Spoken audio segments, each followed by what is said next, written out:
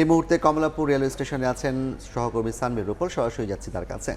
রূপল, সকাল থেকেই বেশ কিছু ট্রেন ঢাকার উদ্দেশ্যে রওনা দিয়ে ঢাকায় পৌঁছেছে এবং সেই সংখ্যাটি 10-এর বেশি। আবার একই রকমভাবে সকাল থেকেই বিভিন্ন গন্তব্যে ট্রেন ছেড়ে যাচ্ছে। তবে আজকের ঈদের তৃতীয় দিনে দেখতে পাচ্ছি যে যত সংখ্যক যাত্রী ঢাকার ফিরছেন তার চেয়ে বেশি সংখ্যক যাত্রী এখনও ঢাকা থেকে দেশের বিভিন্ন প্রান্তে যাচ্ছেন।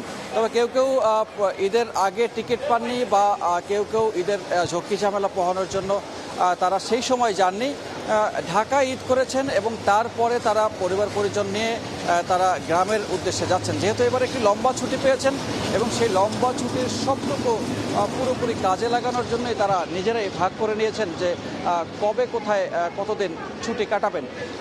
যার ফলে আজকে সকাল থেকে যতগুলো ট্রেন ঢাকা থেকে বিভিন্ন গন্তব্যে ছেড়ে গেছে সবগুলো ট্রেনেই বেশ ভালোই ভিড় লক্ষ্য করা গেছে। এবং আগামীকালকে বা পরশুদিন আরও যে ছুটিগুলো আছে সেই ছুটির পরে বিশেষ করে রোববার দিন ঢাকা আবার পুরনো চেহারায় ফিরবে। তাই বলাই যায় যে বৃহস্পতি শুক্র এই দুইটি দিন সবচেয়ে বেশি ভিড় থাকবে বা শনিবারও বেশ খানিকটা ভিড় থাকবে বলে মনে হচ্ছে।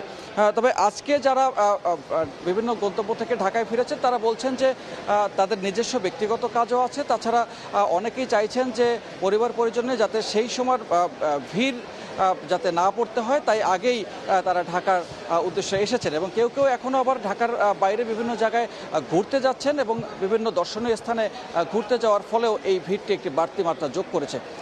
তো এবার সবচেয়ে স্বস্তির বিষয় হলো যে যাওয়া এবং আসার পথে দুই পথেই তারা স্বস্তিতে বাড়ি ফিরতে এবং আসতে পেরেছেন, সেজন্য তারা স্বস্তির নিঃশ্বাস ফেলছেন।